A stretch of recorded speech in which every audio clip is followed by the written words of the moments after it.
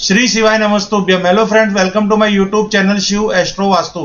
Friends, आप सबका स्वागत आज के हमारे इस एपिसोड में। फ्रेंड्स, आपको हम एक बार फिर कह दें, ये जो हमारी सीरीज है, ये जो हमारी चैनल है शिव एस्ट्रो वास्तु, इसके अंदर हम वास्तु शास्त्र आधारित टिप्स एंड टॉक्स, एस्ट्रोलॉजी के टोटके, लाल किताब के टोटके, रंग शास्त्र या फिर अनेक ऐसे अंग शास्त्र के बारे में बताते हैं, यानी न्यूमरोलॉजी के बारे में। कौन सा ग्रह आपके लिए सूटेबल है, कौन सा कलर आपके लिए सूटेबल है, आप किस तरह से कौन से व्यवसाय में जाएंगे, ये सब अंतर्गत हम आपको इसके अंदर चर्चा करते हैं और आपके साथ इसकी टिप्स एंड टॉक्स शेयर करते हैं। फ्रेंड्स, हम आपको फिर निवेदन करेंगे, अगर आप हमारी चैनल पे नए हो तो फ्रेंड्स एक बार इस चैनल को सब्सक्राइब कर दीजिए, लाइक कीजिए, शेयर कीजिए और नोटिफिकेशन बेल को प्रेस कीजिए, ऑल बेल को प्रेस कीजिए। फ्रेंड्स, आपको ये चैनल का हम जो कहते हैं सब्सक्राइब करो, उसका हमारा एक ही मोटो है कि हमारे इस चैनल के माध्यम से जो लोग के कोई काम नहीं बनते, कुछ ऐसी प्रॉब्लम्स में है, जिनको कुछ ऐसा होता है, कुछ काम होते होते अटक जाता है,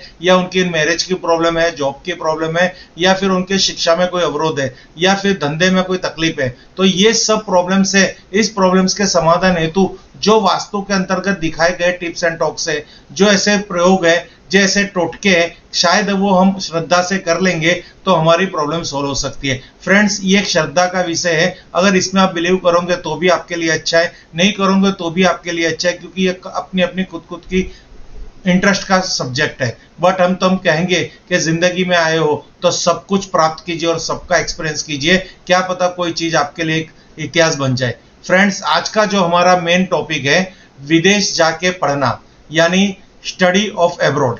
तो एब्रोड में जाके अगर हमको स्टडी करनी हो तो हम क्या कर सकते हैं?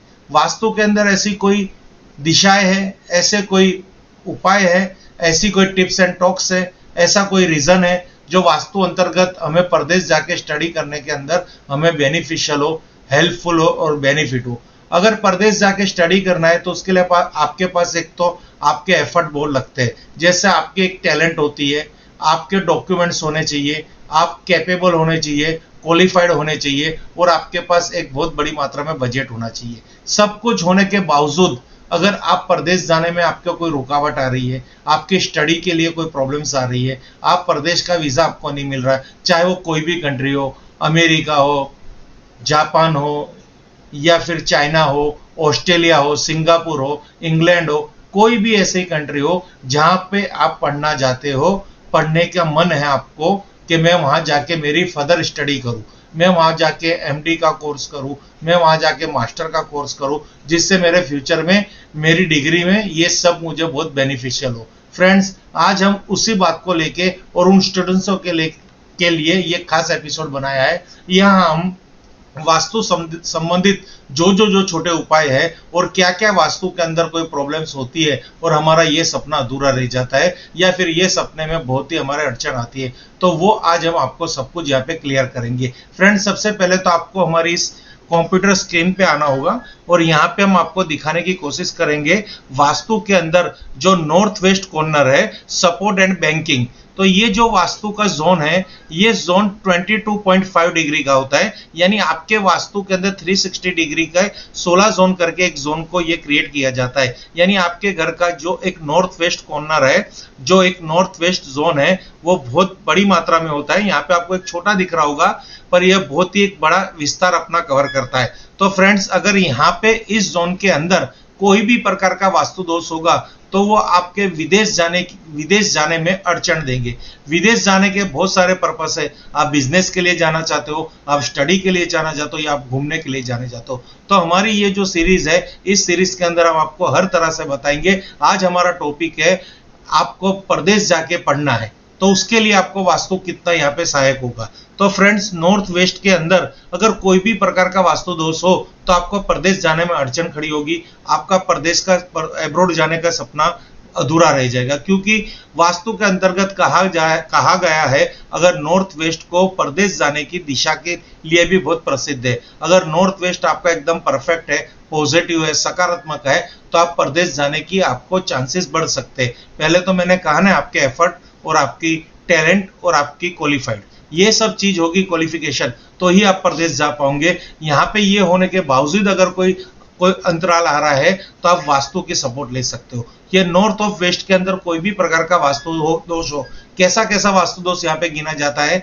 एक तो सबसे पहले ये कोना कटा हो, बंद हो या बढ़ गया हो, तो ये भी एक वास्तु के अंतर्गत आता है, इससे भी नेगेटिविटी बढ़ती है। यहाँ पे कोई खड्डा हो, गटर हो, शौचालय हो या फिर किचन हो, तो ये भी आपको वास्तु के अंदर बहुत ही बड़ा वास्तु दोष कहा जाता है। वैसे किचन का स्थान ये कहा जाता है, पर कई केस स्टडी के अंदर जहां पे अब्रॉड के लिए बच्चों ने फाइल की है और उनकी फाइल रिजेक्ट हो रही है, तो मैंने जब उनकी घर की स्टडी की, यानी केस किया, स्टडी किया, तो वहां पे नॉर्थ वेस्ट के अंदर मुझे अक्सर किचन ही दिखी है। तो मेरा भी एक खुद का एक्सपीरियंस, अगर नॉर्थ वेस्ट के अंदर किचन होगी तो आपको प्रदेश जाने में अड़चन आएगी। तो ये जो मैं वास्तु से कहता हूं, अगर यहाँ पे एंटी कलर हो गया, एंटी एक्टिविटी होगी, तो यहाँ का एंटी कलर, आप यहाँ पे रेड कलर आ गया, ग्रीन कलर आ गया, तो ये सब एंटी कलर है। वो जो अगर यहाँ पे आ गए तो भी प्रदेश जाने में अड़चन आएगी। साथ ही साथ ये एक चीज ऐसी भी कहा जाएगा, अगर आपके वास्तु का नैऋत्य कोण, साउथ वेस्ट कॉर्नर, जो मैं आपको समझा रहा हूं, साउथ वेस्ट कॉर्नर ये हो रहा, ये जो साउथ वेस्ट कॉर्नर है और ये साउथ ईस्ट कॉर्नर, यानी साउथ वेस्ट जोन और साउथ ईस्ट जोन, अग्नि कोण, नैऋत्य कोण, अगर वायव्य कोण इस दो कोणों से ऊंचा होगा, बड़ा होगा और बंद होगा, तो भी आपको प्रदेश के लिए अड़चन खड़ी होगी।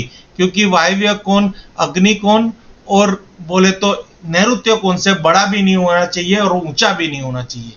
अगर वो हाइट में है, हैवी है, साउथ वेस्ट आपका नैऋत्य कोण हल्का है और अग्नि कोण हल्का है, यानी अग्नि कोण हल्का है या साउथ वेस्ट हल्का है और नैऋत्य कोण हैवी है और वायव्य कोण हैवी है, तो आपको प्रदेश जाने में अड़चन खड़ी होगी। ये एक वास्तु अंतर्गत देखा गया है। साथ ही साथ जो स्टूडेंट्स, जो विद्यार्थी या जो बच्चा या जो आदमी फर्दर स्टडी के लिए प्रदेश जाना चाहता है, तो उसको वायव्य कोण के रूम में ही सोना चाहिए। अगर वो वायव्य कोण में अपना बेडरूम बनाएगा तो उसको प्रदेश जाने में बहुत ही बड़ी सहायता रहेगी। यानी घर का सेंटर ले लेने का, सेंटर से एक नॉर्थ डायरेक्शन और वेस्ट डायरेक्शन, मैं यहाँ आपको थोड़ा क्लियर करके दिखाता हूँ, यानी आपको थोड़ा मजा आएगा और समझने में भी आपको थोड़ा पता चलेगा। ये आप देख रहे हो, तो ये नॉर्थ डायरेक्शन है और ये वेस्ट डायरेक्शन है, तो ये वेस्ट डायरेक्शन हो गई आपकी, और यहाँ पे आप देखोगे तो ये आपकी नॉर्थ डायरेक्शन हो गई।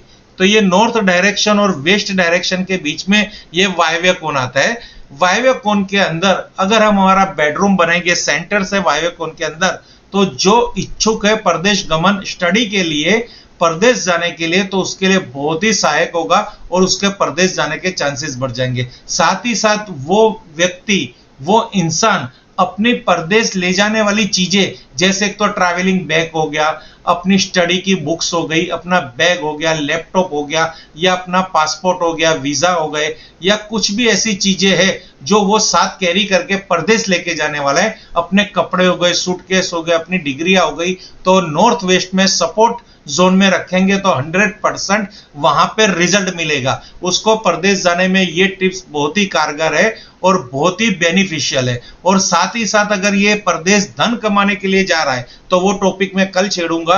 आज का टॉपिक है ओनली फॉर स्टडी का, तो स्टडी के साथ साथ नॉर्थ वेस्ट के साथ साथ उसको नॉर्थ ईस्ट को भी क्लियर रखना पड़ेगा, क्योंकि वहां पे स्टडी के सौभाग्य है, उच्च स्टडी के, हायर स्टडी के सौभाग्य है, उच्च शिक्षा के। अगर नॉर्थ ईस्ट में भी अगर एंटी कलर आ गया, एंटी एक्टिविटी आ गई, एंटी कलर की बात करेंगे तो वहां पे रेड कलर आ गया या येलो कलर आ गया, तो भी वास्तु दोष बन रहा है, तो उसके प्रदेश जाने में बहुत बड़ी रुकावट आएगी। अगर वो स्टडी बेस जा रहा है और वहां पे कॉपर आ गया, या फिर वहां पे आप कहते हैं ना पीतल आ गया, तो पीतल कम मात्रा में चलेगा, कॉपर बिल्कुल नहीं चलेगा, तो भी उसको प्रदेश जाने में एक रुकावट देगी फॉर स्टडी के लिए, अगर स्टडी के माध्यम से वो प्रदेश जाना चाहता है तो। साथ ही साथ वेस्ट ऑफ साउथ वेस्ट में भी एक नजर रखनी होगी कि वहां पे भी एजुकेशन है। अगर हायर एजुकेशन लेना है तो नॉर्थ वेस्ट, हायर एजुकेशन लेने के लिए स्टडी अब्रॉड जाना है तो नॉर्थ वेस्ट, नॉर्थ ईस्ट और वेस्ट ऑफ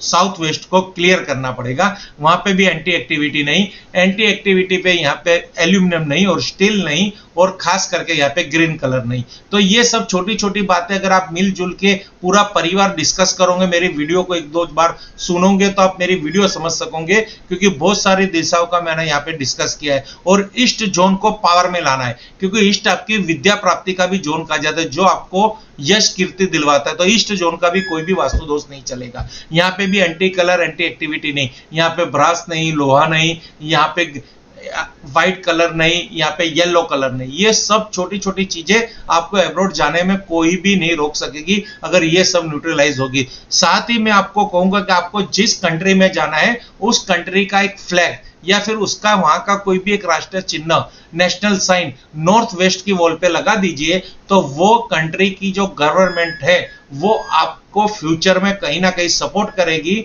और आप प्रदेश जाने के लिए बहुत ही आपके लिए बेनिफिट होगा।